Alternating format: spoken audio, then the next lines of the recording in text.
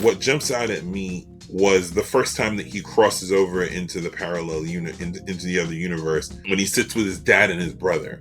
They sit down and they have a drink. How unsettled he was at the mere idea that his brother and his father were normal people. The discomfort that he has just sitting there trying to be normal with these two is palpable. Like it leaps through the camera and through the television and like punches you right in the face. And I was just like, all right, there's clearly more here than I thought there was.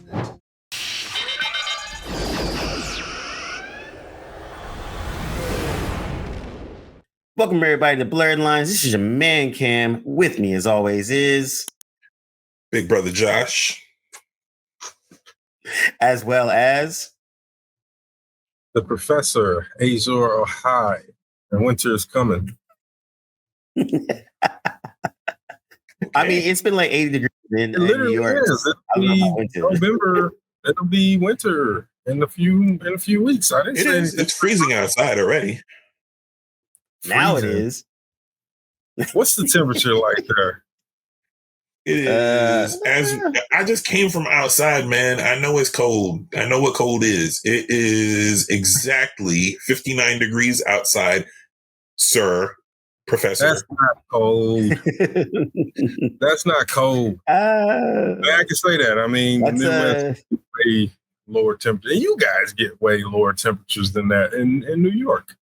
It's cold for October. Yeah, that's true. Yes. It was better with than all of that. October. That's all I'm saying.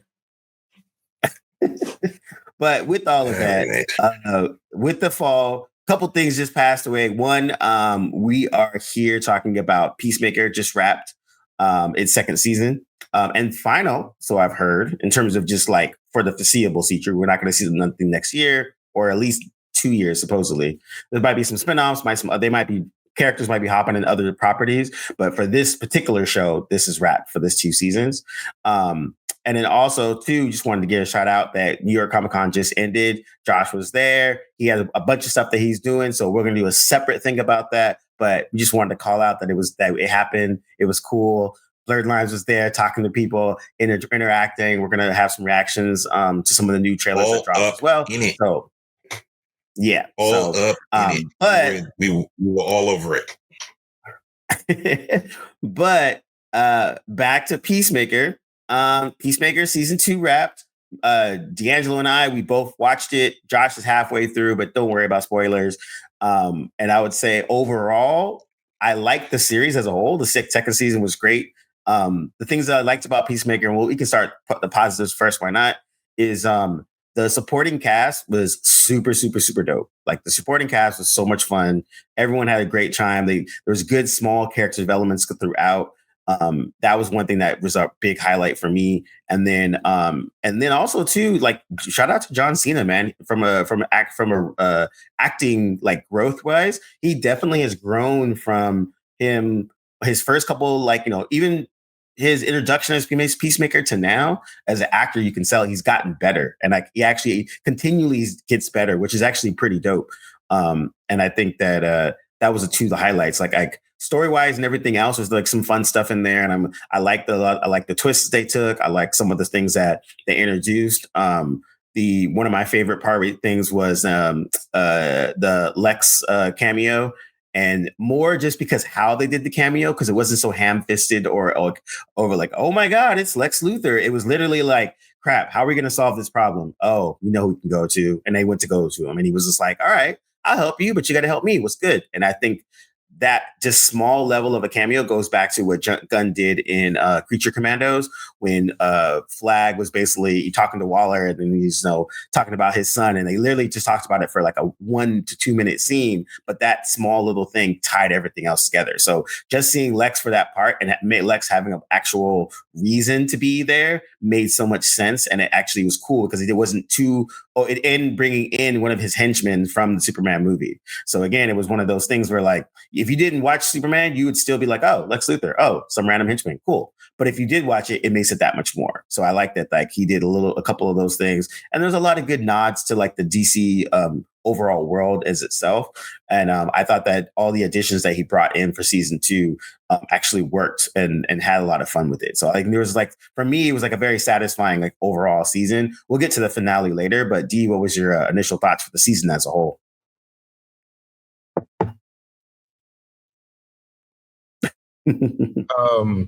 Yeah, it's fine. We had to disappear for a second, get my thoughts together. No, it was really good. Like you said, I think first of all, for me, Peacemaker has been the most surprising thing that I've liked since I started. I randomly watched the first season a little bit after it was done, and initially I did not enjoy what I was seeing, but I'm glad that I came back to it because then I saw what James Gunn was doing in terms of his character treatments and the story that he was trying to both build on the surface and the micro with the character Christopher Smith, aka Peacemaker, but then also the greater scope storytelling of the DCU and developing where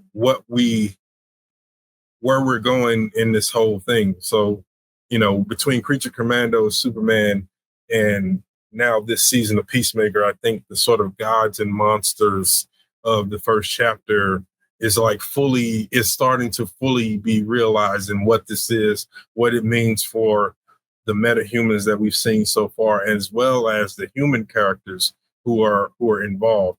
And it's like you said, the Lex Luthor appearance wasn't ham-fisted. It was relevant because the whole story was about Peacemaker having this device that allows him to go between universes to access the multiverse, which we know was established that Lex had developed a similar technology and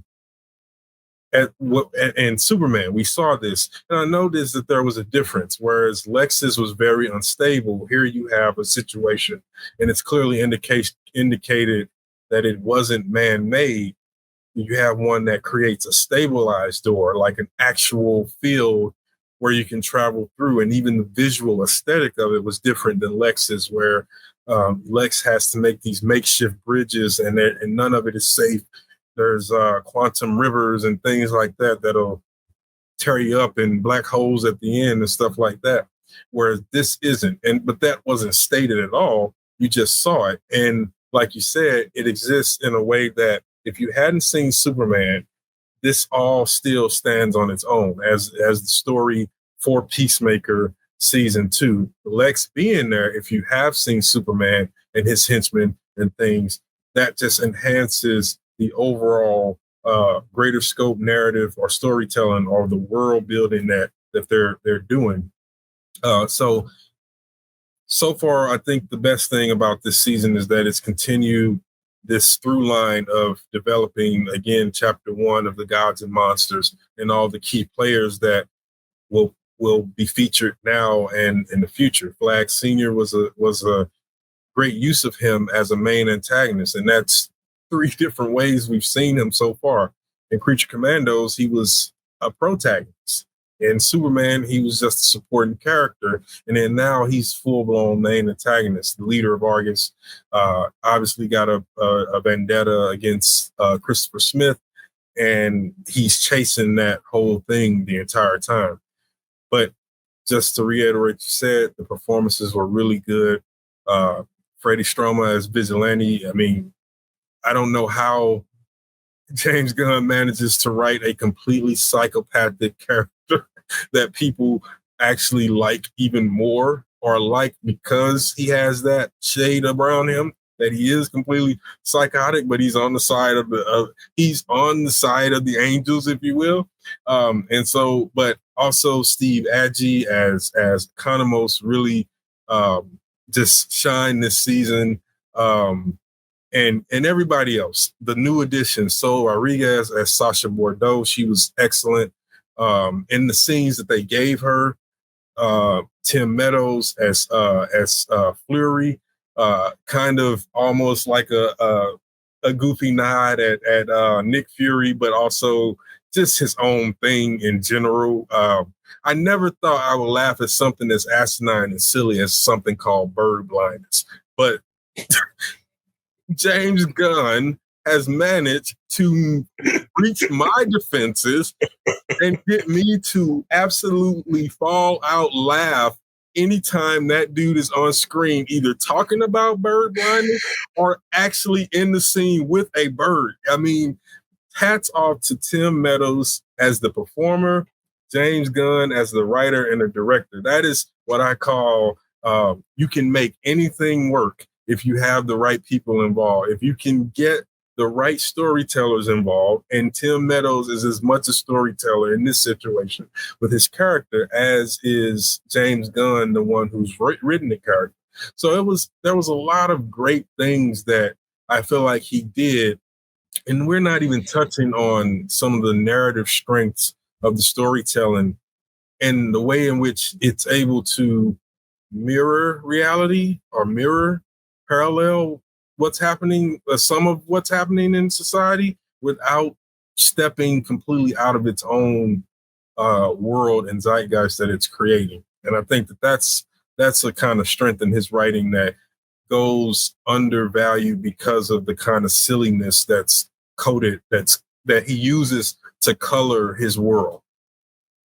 Yeah, and just like it's just fun. Like I think in the land of a lot of just like the world is as the world is. You don't have to go into all that, but a lot of the art that's been coming out has been reflecting that, right? Everyone's a anti-hero. Everyone is sad and depressed or trauma or this and that. And Peacemaker has his own of that, but the characters that he surrounds himself actually helps to counterbalance that. So, foes become kind of semi-friends now and friends become foes. And you're kind of like this interesting space. But I love that even the reveal of them being on Earth X, which is the Nazis won the war one, was funny.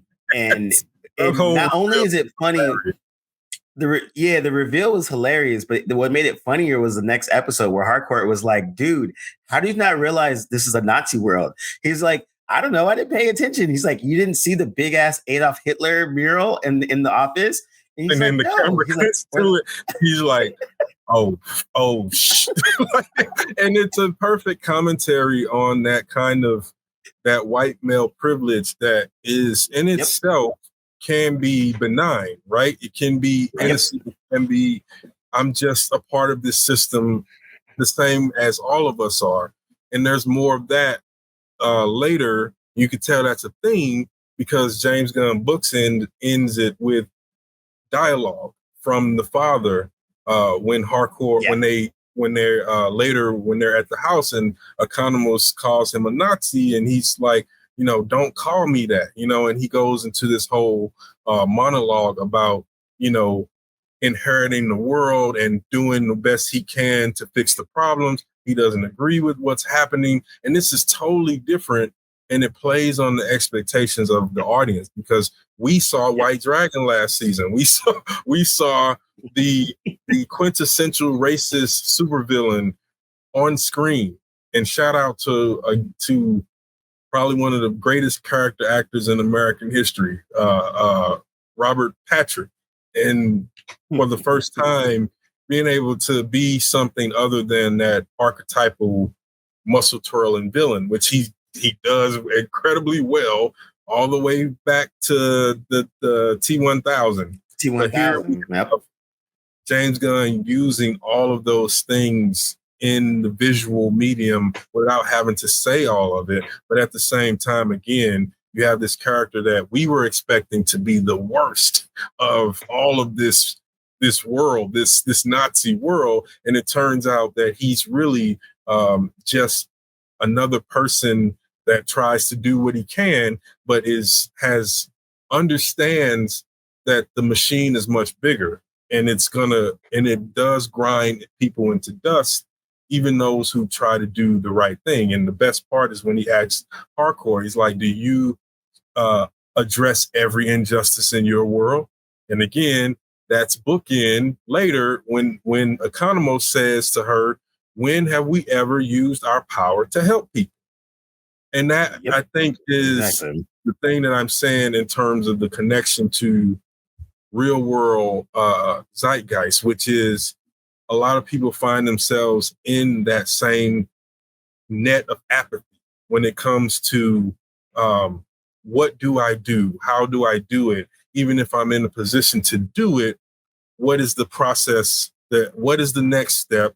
And how do I do this and protect myself at the same time? Because fear is a basic and the most fundamental of human emotions, right? And so Gunn is having these conversations, but he's having them in a way that makes us laugh at ourselves. And I think that that's the best kind of discourse that you can have when it comes to serious issues, is not taking yourself so serious so you can step outside. And you saw that with Peacemaker a lot. There were a lot of moments where he was allowed to just step outside of his reality and reflect and see both what his presence was doing to the people around him and what the people around him were doing to him.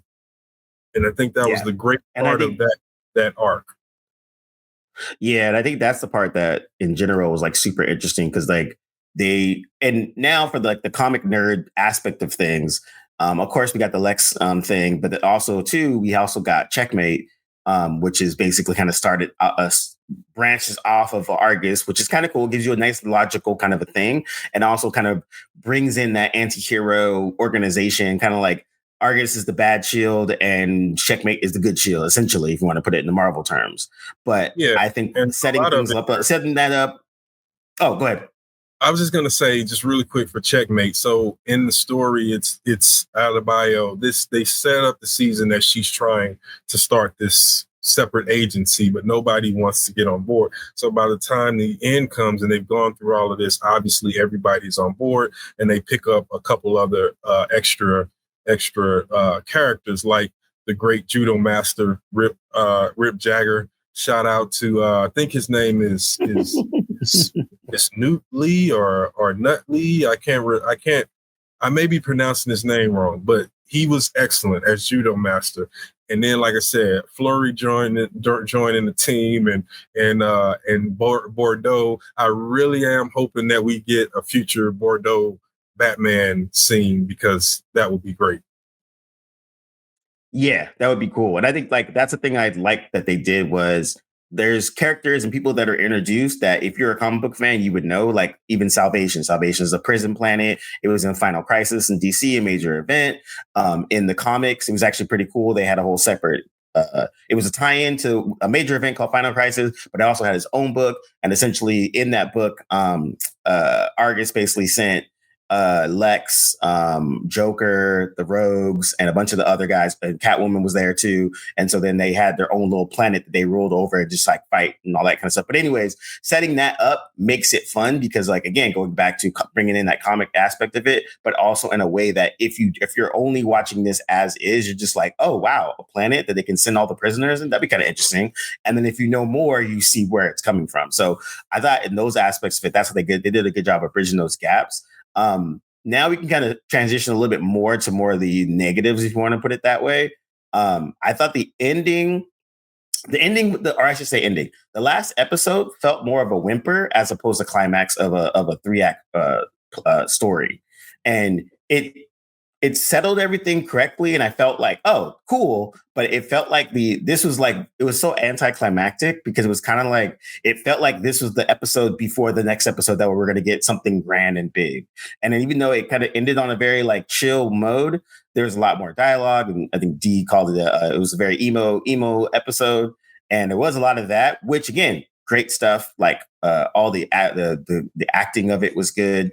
And some of the things that came together, we culminate essentially with everyone being like, "Fuck Argus, let's join Adebayo and freaking make something different." You got like said, one of the best scenes is Tim Meadows' character Flurry and Vigilante having a conversation was hilarious, by the way. But yeah, you got to a point where like it was good. It checked all the boxes. It like wrapped up all the things that was going on and set things up. But like it almost was very just like. But for the Gunn-isms. And so I said it was just like Taika with Love and Thunder. He got in his way with a little too much gun stuff. Yeah, too much. We got two musical numbers. And a 1 hour and plus change that he bragged about that was going to be a much longer episode. And the thing that filled those episodes were two music numbers. One was the actual performance of the theme song, which I thought, okay, and then there was another one.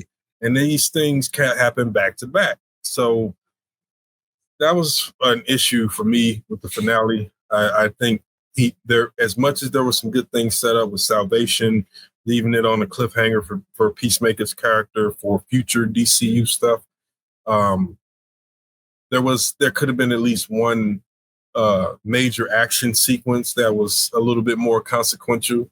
And I think over the whole, I don't know what you would call it, but he's been doing it since Guardians 1, where all the characters walk toward the camera in slow motion, and as they cut away and then cut back, the shot is wider and someone else joins in, and so they did that for the checkmate scene, and then to obviously show that Judo Master and Sasha Bordeaux and Flurry have all joined the 11th Street Kids, with Peacemaker, Adebayo, Hardcore, and why am I blanking on my guy's name? Steve Aggee's character. Economos. Economos. It's his name to remember. So yeah, those were the weak spots in the episode. Was the lack of action, too much, too many singing performances in the numbers middle of the episode. So those are my two things. Yeah. And I think I would say Josh, you got up to maybe half the season? Yeah, I got about 3 episodes in.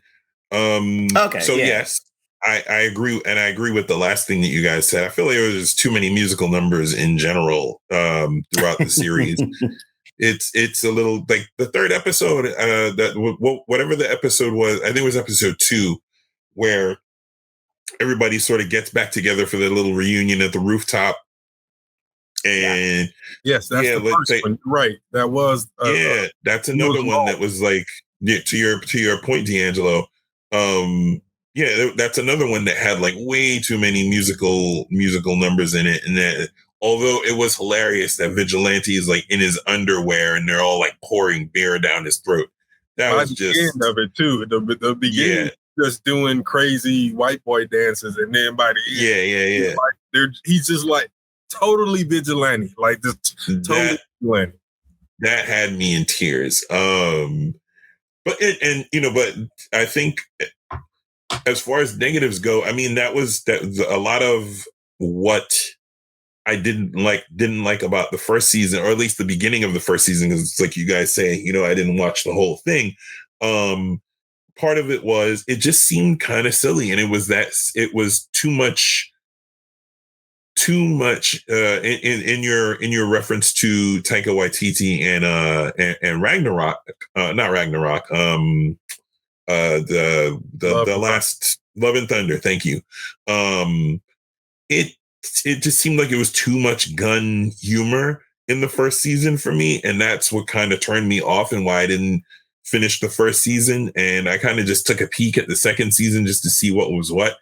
And like you guys pointed out, you could see there was a little bit more emotion there. There was something more that John Cena brought to the table that is reeling me back in. I'm definitely going to turn around and watch everything now. But I think a lot of the problems that turned me off of the first season still linger in this season.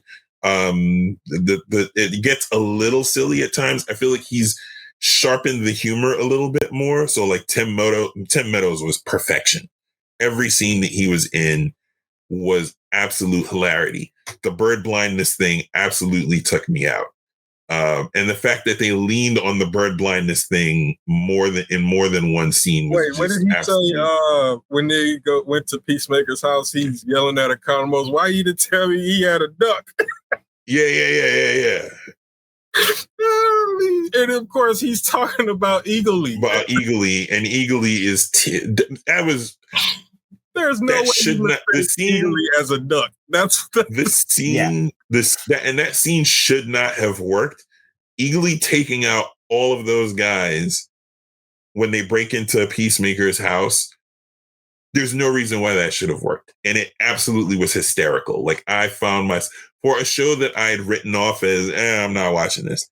I don't know what made me. You guys probably made me take a peek at what at it when it first started up, the second season, and I was laid out by the episode where they established Tim Meadows as sort of watching Economos, and then that task force breaking into the house and everybody getting taken out by Eagly was one of the greatest things I've ever seen. It was absolutely hilarious. So. I'm going to turn around and watch it for sure. Yeah, and Eagly is a good, interesting thing where in the first series, you're kind of like, all right, CG bird, cool. But then by the second, Eagly becomes an integral part of the show with the other supporting cast characters as well, especially like the interaction between Eagly and Economos for like the whole season to the point of finally mutual respect and like actual like thing. Or when in the last few episodes after Peacemaker turns himself in, Eagly's depressed. So he's like in the corner in a closet and not looking at anyone and kind of just basically brooding. And Economos is like, I gotta go find some lunch meat to lure him out the closet. Yeah, like literally Economos is concerned about Eagly. And that's totally different from when Eagly is part of the team. Yeah, he is a part of it. He might be one of the most badass members of the team, if I'm being honest. Eagly had his own little storyline this season, which I thought was really, really, it was hilarious, and it wasn't too much. Like the thing with Michael Rooker being the eagle hunter. Again, just hilarity. There's a moment where Sasha Bordeaux, where she's like, once we get you out there, then you'll deal with the eagle and we'll find the device. And then Michael Rooker, the character goes, yeah, that's right. I'll kill Eagly and then I'll kill every eagle in the near vicinity. And she's like, no, you just get Eagle. and so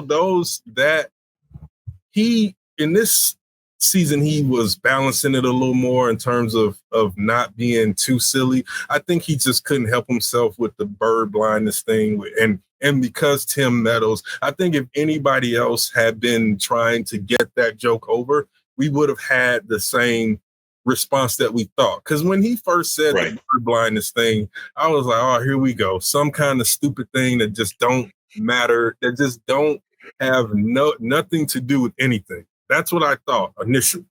But then when they showed it in action, and it was with the Eagly and him calling Eagly a duck, and Economos' reaction in response to him saying that it was a duck, it just all worked. It was the perfect landing of a joke, and that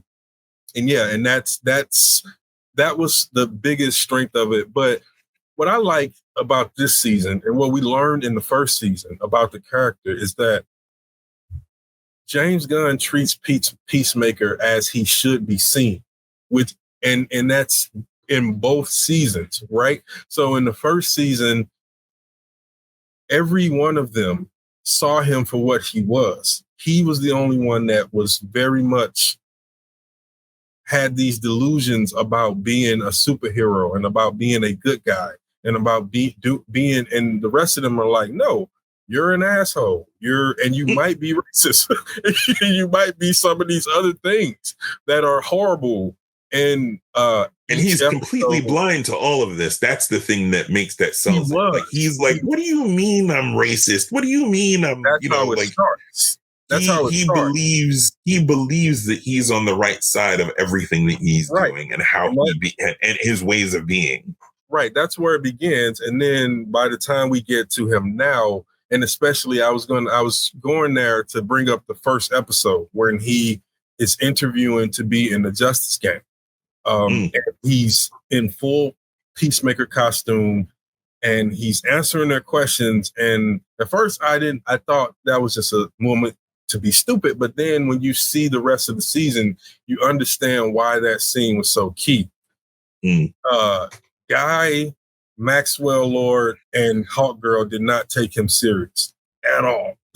Like they were only doing that probably. And, I kind of surmised that interview came after he did the interview on TV in Superman, where he's talking about Superman and the Justice Gang. So I think that they set that up specifically to mess with him because he, again, on that screen, he's projecting what?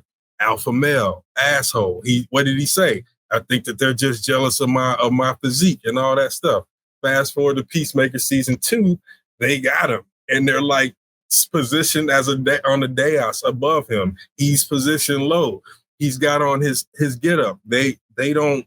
She's not wearing her mask. She's reading the magazine. They're not taking him serious, and that becomes the calling thing for the calling motivation of his season, no arc, is he's trying to be taken serious by hardcore.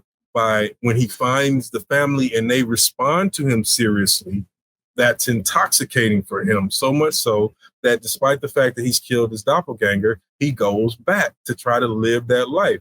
And I also noticed, this is the last thing I'll say, is that he never puts back on the Peacemaker costume when he is in his real universe. He only wears it again when he is in the other one pretending to be someone else. And I think that was a good visual detail because, again, going back to that first scene with the Justice Gang, they broke him and they broke him good. And he couldn't, and each subsequent story arc was just more of that tearing him down to that last moment. Yeah, and I think and that's why, like, throughout the whole season, when he's in the real world, quote unquote, he really isn't doing much besides brooding, being sad, and moping about. And then when he goes into the other world, he's like, "Oh wow, I can finally be me, quote unquote, version of me." He's trying to get back in with hardcore. Another good cameo by Rick Flag Jr. Like they just like his contract, like, yo, we just need you for about 7 minutes in the season of a show. How much you want? Yeah, that was good. Joe White Anthony Mackie. No, I'm gonna stop saying that. He is. It was good to see his yeah, White Anthony Mackie.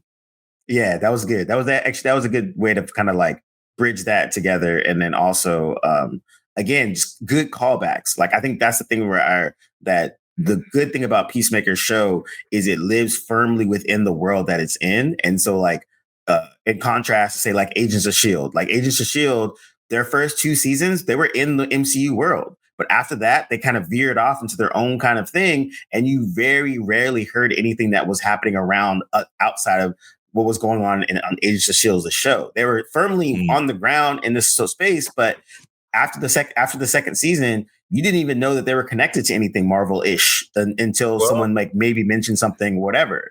And I think Peacemaker did a really good job of doing that. Sorry, I didn't mean to cut you off. I was just going to add. You were saying is that the in the 5th season they have the Thanos mention, but what they were doing at first, it was very entrenched and it was like it mattered, and then it was choppy as to whether it mattered or not until we get to the Thanos moment. And then after that, for the last 2 seasons, it was a weird position. But yeah, Peacemaker lives in its own world, and it's always about Christopher Smith's world and what's happening there. And to that point, when again, not having seen the entire season, what jumps out at me and what intrigued me the most about this season was the first time that he crosses over into the parallel unit, into the other universe, and he's sitting with it. It wasn't the first time, second time, when he sits with his dad and his brother, and they're like, "Hey, where you been? Everything okay?" Like, he's outside, he's trying to, he thinks he's gonna go explore the world, and then his brother pulls up in the car, and they sit down and they have a drink. How unsettled! I was telling Dee this. How unsettled he was at the mere idea that his brother and his father were normal people, and just the discomfort that he had, that it's just leaping off of him. How, right, exactly. And the fact that they're alive, the discomfort that he has just sitting there trying to be normal with these two is palpable. Like, it leaps through the camera and through the television and like punches you right in the face. And I was just like, all right, there's clearly more here than I thought there was. Yeah. So, I'm looking forward to see if there's more there, and it seems like there would be based on where where he's trending by that point. I'm absolutely looking forward to seeing the rest of it and seeing how he develops further. Well, in episode 7, like I think. Oh, go ahead. I was going to bring up in episode 7, they really do bookend what you just talked about with his performance. And there's in there, spoiler alert, here it comes. In that toward the end in that episode, when they when the brother and the father bring them back to the mansion, they get everybody together who were there. So Judo Master is brought back in. They were very careful before bringing Adebayo in. Hardcore is like, yeah, we're not. Basically, that's when they called him a Nazi, and he got mad because they're like, there's a black woman with us, and we already know what you guys are going to try to do to her. And so they were trying to protect Adebayo, obviously. And but anyway, that scene blows up when Vigilante, being Vigilante, at the end of Good Dad's speech, jumps through the window and stabs him in the neck repeatedly and kills him. And literally, like, Vigilante was outside. And I should mention, it's not just him alone. It is him and his doppelganger.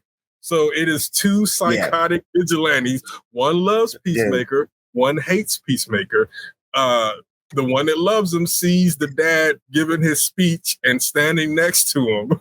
And they're like, obviously, so you can understand why Vigilante might, obviously he's psychotic, but why he might react that way if he's outside, he can't hear what they're saying. He knows the dad. And also too, and also you got to remember too is the Vigilante, the doppelganger one, he's actually on, he's part of the Sons of Liberty, which is the resistance against the Nazi occupied. So in his eyes, Peacemaker's dad is like, is all bad. So whatever, it doesn't even matter why he's doing it, but he's just a bad dude. And that's why he was like, I hate Peacemaker and that family because they represent everything in this world that's like that power structure. So when doppelganger, Vigilante comes in and starts stabbing, you're like, oh shit. But then you're also like, oh, that kind of makes sense because he doesn't like him anyways. But we found out that he didn't like the one from the other world. And this is the difference. That's the thing that the two of them aligned on. Both of them hates Peacemaker's dad. Both of them do. And so he jumps through the window and he starts stabbing her without saying it. And this is just as the dad is talking down Keith. Like he's like, look, your brother was a mess. He says that it was an accident. I believe him. Like he's like, I know what you went through because when I first went in there and I saw the version of me, I thought that, those people gotta be brutal. Like when I saw him, like, he's an asshole. So it was a very interesting thing. And I did not expect that to end with Vigilante knifing him in the neck. Like that was the total twist of it all. But it led to a very powerful emotional performance from John Cena. And that's where I was going because they attack Keith, who tries to attack Chris, right? Because he's mad. Like this whole thing is because like he just lost his dad, like all of this. His world has basically been destroyed in less than several hours. And it's really because of Chris. If Chris doesn't come back, doesn't go back to the world, just allow them to think that their version of Peacemaker disappeared or died, none of that happens. And so John Cena breaks down when the 11th Street kids literally jump on Keith, and they're Vigilante is knifing them, and the others are like kicking them and punching them. Vigilante definitely did the most damage because he was stabbing them. But John screams, "Stop!" Like, I can't even do the performance. Like, it was like such a powerful moment when he screamed, "Stop!" And he's like, What's wrong with us? Like, it's me. Like, I am the one. I'm the reason that people around me suffer. And it was a great moment, a great performance. And it kind of showed the chaos that has been his life up into that moment, and then him finally getting self-aware of what was going on. And I think that with that being the case, now looking at the final episode in contrast makes a lot more sense, because he's kind of just like, he gives up, turns himself in, put me in jail. People want to visit him. He's like, nah, I don't want to see nobody. Everyone's trying to figure out like how to get to him and that kind of stuff. And the reason why Checkmate even happens is when Adebayo visits Vigilante, goes to his secret basement, and she was like, "What in the drug lord shit?" He's like, "Yeah, when I stop drug dealers, they got a bunch of money and a bunch of coke. I can't give it to the cops; they're corrupt. So I just dude's leave it got down here." Millions of dollars, stacks, millions in his lair. Oh, that's blood money. Millions of dollars wrapped and insulated, coke, all of it. So literally, he funds Checkmate. He funds Checkmate because he's got all this money that says is cursed blood money. That is great. And he would rather than use the money, the blood money, he'd rather go and kill a judge and his family to help Peacemaker. Right. Our lovable psychopath. Yo, he was like, everybody has one. She's like, we're not going to do a prison break. He's like, why not? He's like, because we could just bail him out of jail. She's like, we can't use this money. This is drug. This is blood money. This money is cursed. Such a good character. But yeah, I would say overall, like the best part about these types of characters and everyone kind of going together would be that they made a good job of making them all come together. And so even when Peacemaker is not in the scene, his presence is there, or they're all motivated by helping him, doing something to him that can help or be in that realm, because in his own way, he's helped each one of these characters. Yeah, like, exactly. And so he's one of those. All right, so I guess the question then comes. I guess the question then comes, based on where it's left off, where do you foresee his character going, and where do you foresee like what I guess the like with the lead up, with the ending being what it was, what does it lead up to? What do you think the next appearance is going to be? What do you think the next move for the universe? Yeah, so it'd be interesting because they've already said, like Gunn said recently, that they're not really doing a season 3 just because he got other things going on and that stuff. So and to be honest, it's kind of a good thing. I think they already had talked about a Waller spinoff series that was going to happen. It was supposed to be a prequel to Superman, but ended up because of labor disputes and other things, they kind of like chilled for a little bit. So now it probably will be a direct sequel of this, I'm assuming. I'm supposed to come before this, and they did season 2 and kind of moved up some of the stuff, like you said, that was supposed to connect Superman and the ground stuff and the ground level stuff. Yeah, and so I kind of agree with you. I think I have a feeling that this. I think they can. If they do go ahead and do a Waller spinoff, I think Cadmus is kind of is the perfect realm to kind of put that. And if you introduce Cadmus, that means you get to introduce Superboy. You can introduce a bunch of things. So there's a good space in there to kind of like pull that out. And then like if you have Waller, that means you have access to literally all the characters that came before her. So she can just easily they can easily grab anybody in just to do it, Also, with the introduction of Checkmate, them being around is going to be fun just because now they could easily just pop up in anything. And all those characters are super fun. Again, Sasha Bordeaux, same thing with thing. Other thing, too, is her character did start with the Batman's start, but then she became very integral to a lot of the Checkmate stories past that. And then also, too, in those Checkmate stories, she's also romantically linked to Mr. Terrific. And Mr. Terrific had a really great run within Checkmate as well in the comics. So there's a lot of things that they can play around with. The black character gets a lady? Okay. Yeah, he does. But if they go that route, but she's also romantically linked to Batman as well. So and I even already said that she is hoping that they pair Sasha Bordeaux with Batman in the future. And honestly, that would be a cool. Yeah, they could do that. And I think if they do that story, just as a quick comic book nerd aside, is essentially Lucius Fox is like telling Wayne he needs a bodyguard. And so he gets like this ex-secret secret agent service person. It's Sasha Bordeaux. So she's like, all right, cool. Follows him around. And then she's like, okay, this dude be slipping out all the time. What the hell's going on?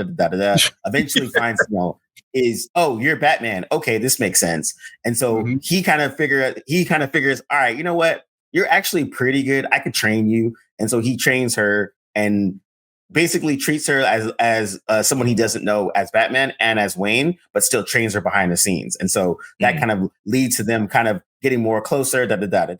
She develops feelings for him. He kind of reciprocates at a certain point. Then a bunch of shit happens. And he does resulting in her. Which essentially results in her becoming a cyborg. Blah blah blah blah. Anyways, when she gets, it's DC, so no shit. Since that's already happened in the DCU, it's possible that the character has already met Batman, Bruce Wayne. That this is already, and also said that she's hoping that they do something with Bruce. And Batman. And they introduced her as a metahuman already. So that kind of like needs a little bit. That's kind of cool. And then her connection to Checkmate comes when I forgot whatever thing that happened, she ends up getting gravely injured, about to die. And Checkmate comes in and saves her essentially and was like, yo, we'll save you, but you got to rock with us.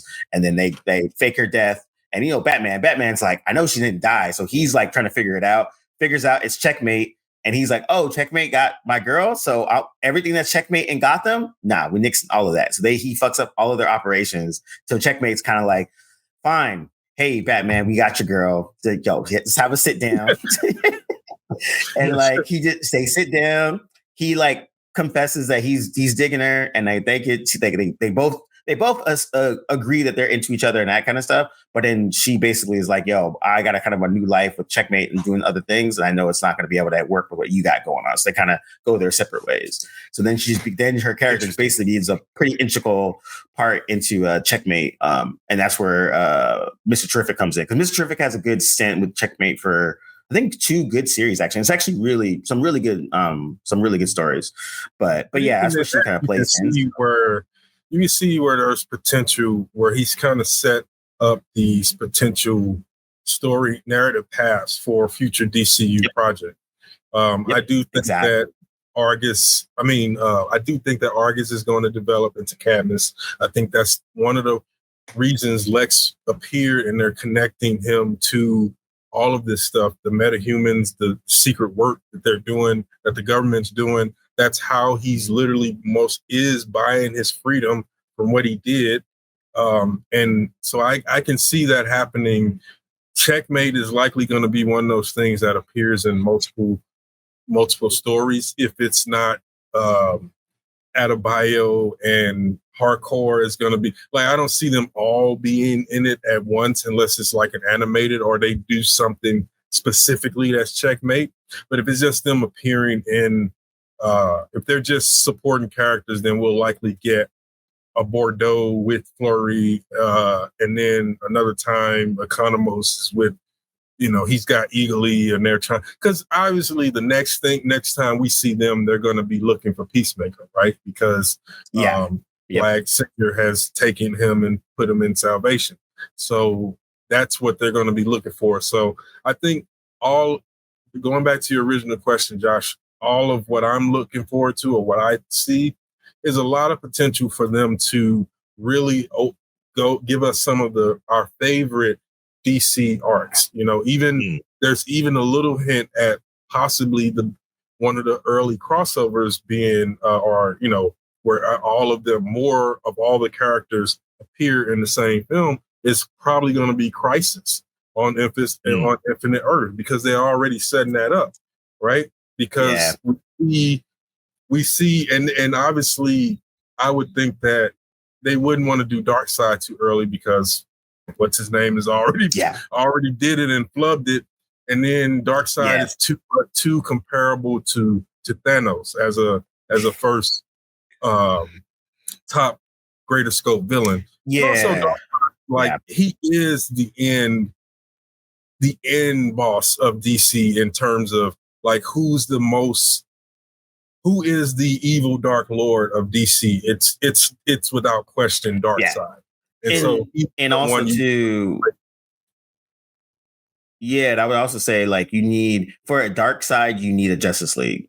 And so if you don't have a Justice League established and Darkseid kind of pops up, there's not, it's just like, it's basically Superman fighting Darkseid for 2 hours. And like, you not only need a Justice League, you need an organized Justice League that has been working together for many, many years, 100%. Has an agreement with the GL and with the new gods of New Genesis. Yep, right. Exactly. They're an established entity that has done things that merits the attention of a Darkseid, and B, positions them in a way that it's not just like, random group of people get together and, oh, look, this bad thing over there is happening. We should probably stop it. Talk about Darkseid. And just teaming up, y'all dead within the 5 minutes. Yeah. And I think that's my thing with He Who Shall Not Be Named, Darkseid edition, because it's like, Darkseid is a universal threat. Anti-life equation, anti-monitor, like he's that big. So he wouldn't come to a dinky the universe, which means that essential as nature is to Earth, but in the universe, like that's he's the great shark. He's the great white shark of the universe, and he can't without him. It falls apart. He's one of those forces. And you're not. And like you're not, like, again, Darkseid coming to the Earth is like the Earth's dead. It's not like a vacation. Like he doesn't just come in and just be like, oh hey, what's going on, guys? Like Thanos at his level does that. He'll pop in real quick and lovely place you have here. I'm gonna come and go. When he touches down, it's finished. His favorite position where he's standing at ease in the military, in the military form. Because he does not have to. Darkseid has been the only one who has put Superman down to the point where if he wanted to, he could absolutely kill him.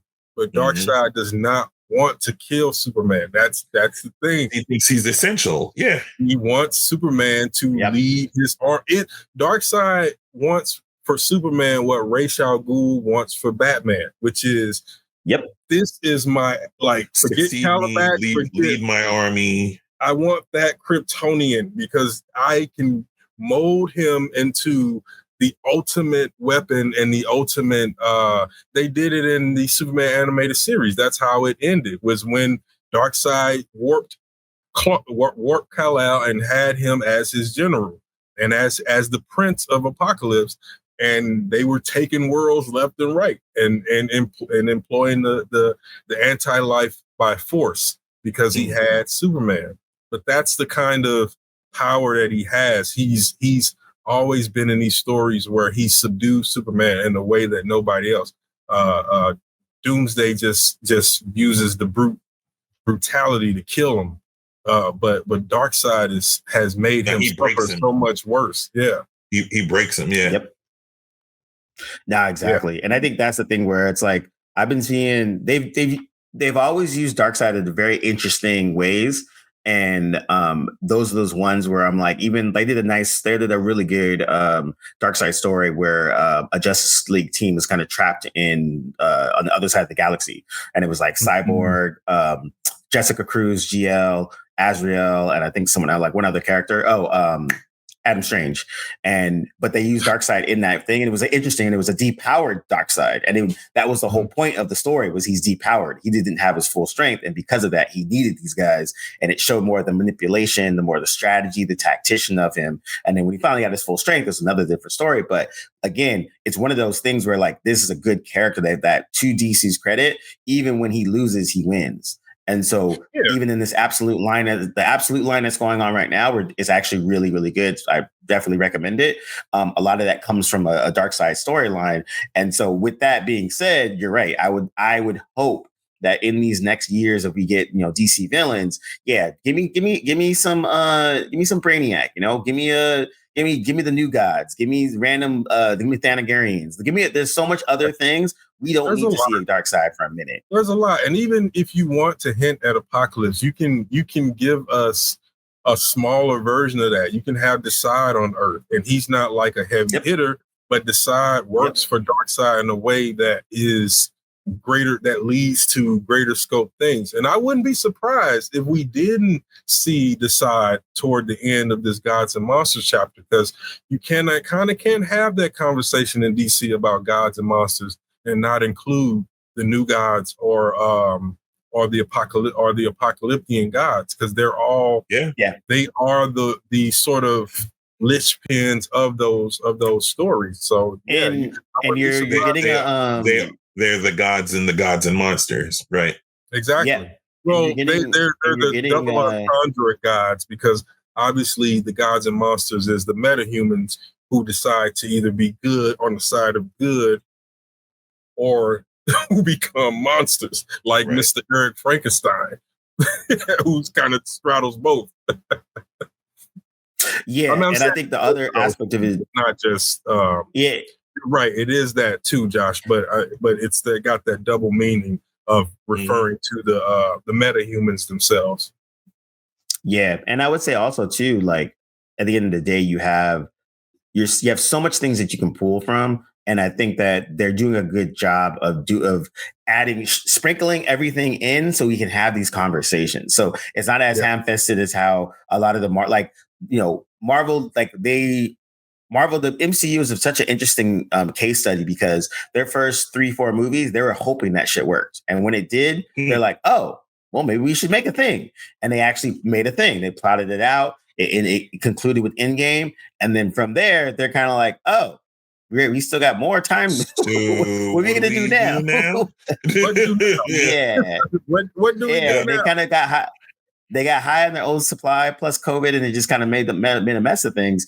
And DC had their own DC thing, which in hindsight they probably of course, because honestly, even though it was choppy, they were trying to do something with the Kang thing, and you saw that. Yep, exactly.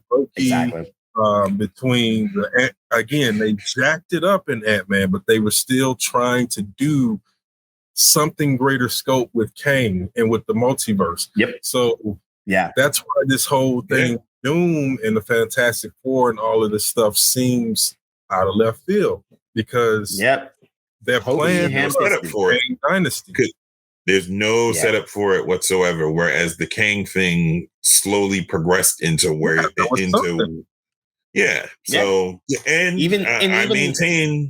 I maintain Jonathan Majors, man. He was the only good thing about that Ant-Man 3 movie. He really he was the standout. So it's a shame that it didn't it's a shame that it didn't pan out, man. I think they could have delayed it and just and come back and swung back around to it later. I don't think they should kibosh it completely. They shouldn't. You're right. That was a knee-jerk response to a situation that hadn't even been resolved yet. Those are the kind of responses that we've been seeing in this sort of cancel culture thing, where I'm not saying that we need to get Avengers Kang Dynasty or he needs to be rehired or anything like that, but it was a knee-jerk reaction that in many cases it did more damage to Marvel than it has to Jonathan Majors, because ever since that decision and their decision to pivot to this direction they're on now, they've had almost either lukewarm to mediocre to really bad receptions of their stuff. So they should have stayed the course. And I think that's what James Gunn is doing, to bring it back to DCU. He's trying his best to stay the course. I believe them when he says that the Clayface body horror script is dope. I believe him when he says that I believe all these people who are saying that the Batman Part 2 script is dope. And then people started to see the zeitgeist of this time, the spirit of this time has told us that things should be done quickly and fast and without any kind of true quality applied to it. But James Gunn and some of these doing the exact opposite. Exactly. When that script is in its 6th, 7th, 8th draft and it is ready and more than just me have looked at it and approved it, then we'll shoot. We're not going to schedule something and we don't have the very thing that will make or break it, which is a screenplay. Right. And that's why even with Fantastic Four, when Matt Shackman is like, when they asked him, "Oh, did you know about the Thunderbolts Fantastic Four?" He's like, "No, they shot that sometime. I didn't know what that was. We shot our thing in totally different without that even in mind." Inconsistency, but it's being put out there as continuity. You got one person looking that way, the other person looking that way, and in the middle, the audience is like, what's happening right now? And that's the part that's so crazy, because, you know, even if you use the comics as how, because at Marvel, what they do, they plot things out about to their credit, it's usually about 18 months, 12 to 18 months at a time, right? But what they do is they do writer retreats where they're like, all right, all the Spider-Man people, all the X-Men people, all the everybody people, what do you guys got going on for your next 18 months? Everyone says it, and they're like, oh, whoa, I'm going to use this character and this character. Oh, wait, well, give me your character, and I'll give you. Okay, cool. But they work all that ish out. So whether you agree with it or not, at least there's a plan. And I think that sandbox somewhere for the writers to play and build, and they can build something. That's what James Gunn has created. Chapter 1, Gods and Monsters. So you can build around that. Clayface, Creature Commandos, all these things speak to Superman. They all speak to that sandbox, Gods and Monsters.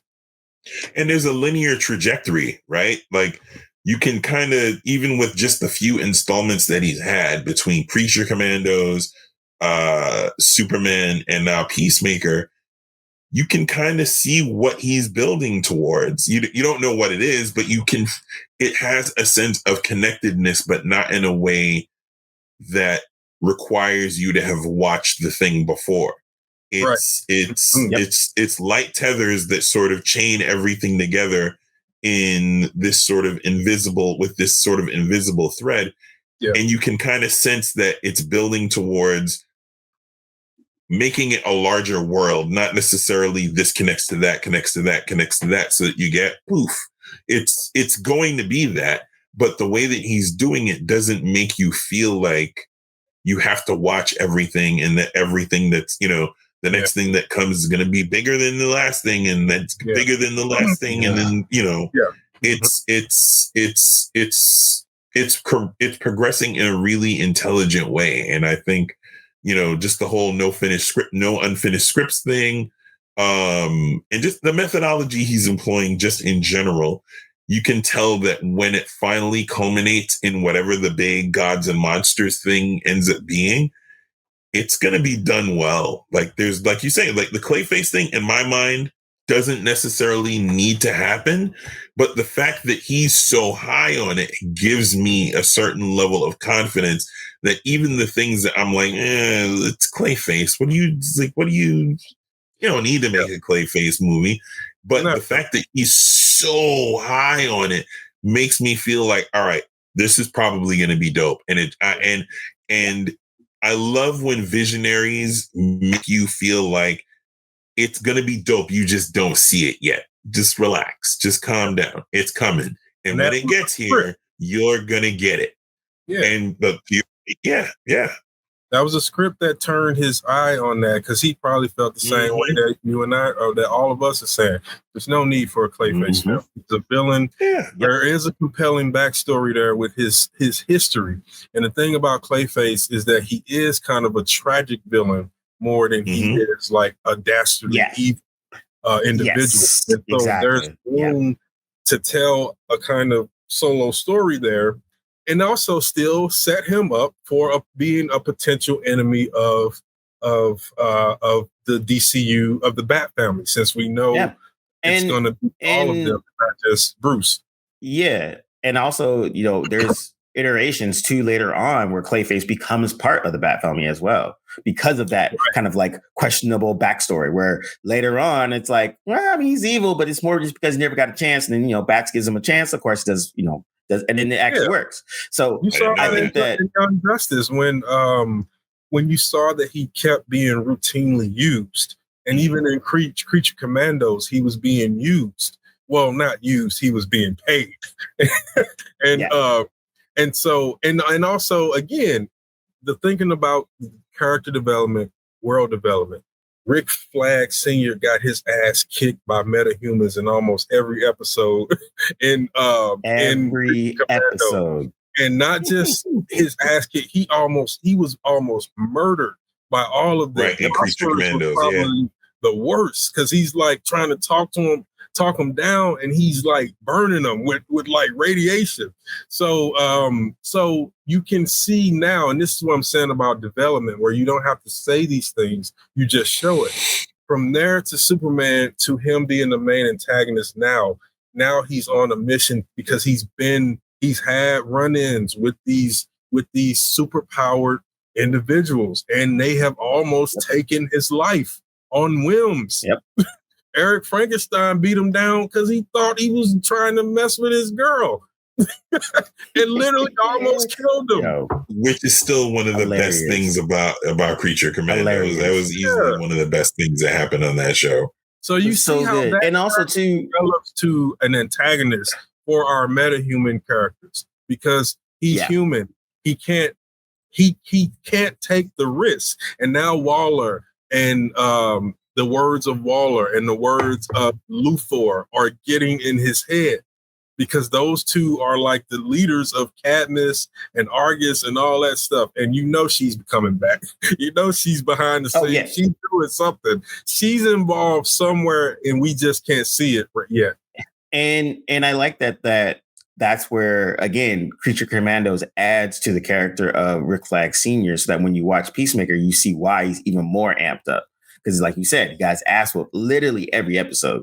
And then the other aspect of it too that was interesting, in the two quick asides. One is Gunn was talking about his casting for Creature Commandos, that the people that got casted could easily do the same role in real life, which would be cool. And he already thought about that ahead of time, which again makes sense. The Bride, and then even with Frankenstein, David Harbour and all that. So if these people could play these roles. A live action Bride would make me one of the happiest people on the planet. I love shout out to Mrs. Pussy from Human Target. But I think, and then also what was I going to say? And then the last one I was going to say before I get to our final question is the concept of salvation, the prison planet, is actually from a pitch from our man George R.R. Martin. And so it was a pitch that he didn't go anywhere. And then when they were doing Final Crisis, the overall story arc, that worked its way into it. And so then there's a separate miniseries called Salvation Run, where basically it tells the story of all the villains there, and then that whole situation. I hope he also got a good story as well. Or at least paid well for it. If that sounds like, George's always out here. But so I would say overall, one of the things I think we can all kind of agree is like, one, it was highly enjoyable. That's the one thing that's the one thing I say that because much like Josh, I watched Peacemaker when it came. I was like, I'll watch it when I watch it. And then we talked about it. I was like, okay, it's cool. And then what I did was, before the season 2 drop, I was like, all right, let me rewatch 1.